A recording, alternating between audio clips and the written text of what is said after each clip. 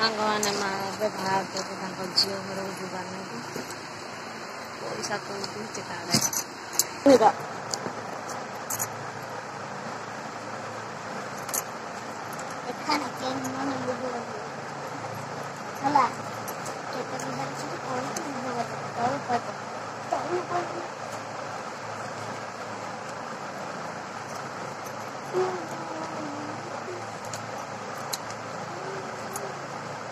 এইটা কিনে জানছিলাম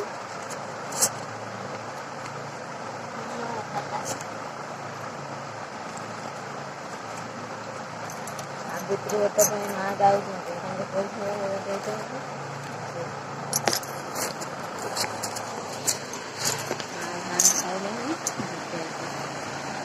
ଝିଅ ଦେଲା ନାଇଁ ସୁନା କାନ ବୋଲେ ନା ନା ଟାଣି ଛିଣ୍ଡେଇ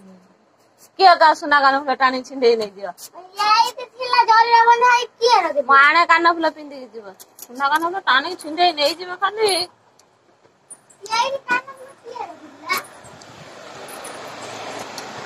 ମାଙ୍କୁ ଏଇ କାନ ଫୁଲ ମୁଁ କରିଦେଇଥିଲି ଦେଖ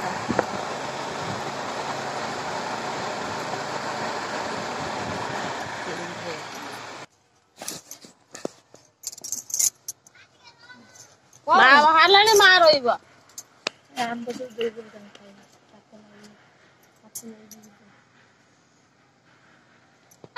ବସ ପଳେଇବ ତମେ ଯାଅ ବସ ଟାଇମ ହେଇଗଲାଣି 2:16 ହେଲାଣି କୁଆଡେ ଯିବୁ ମା ତାଙ୍କ ଝିଅ ଘରକୁ ପଳେଇଲା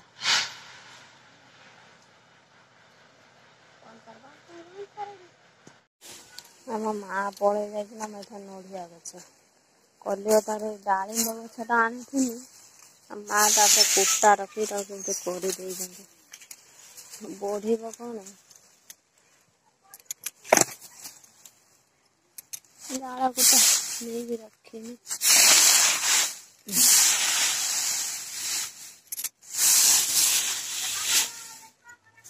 ମାଙ୍କ କାମ ମତେ କରିବାକୁ ପଡୁଛି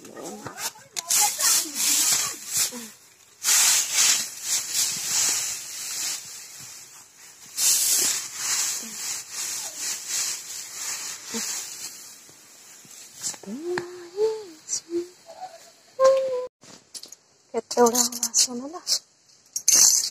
ଏବେ ମାଜି ଦିଏ ତାପରେ ଲୁଗା ଧୋଇବେ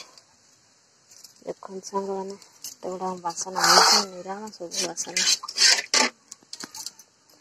ହଉ ବାସନଟା ଧୋଇନିଏ ସାଙ୍ଗମାନେ ଲୁଗା ଧୋଇ ସାରିଲେଣି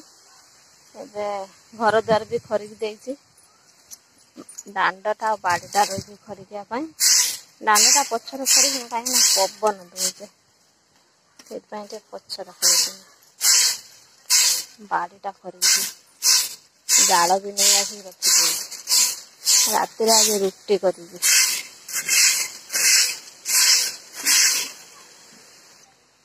ପବନ ବାଡ଼ି ପଟକୁ ଭାରି ଜୋରେ ଦଉଛି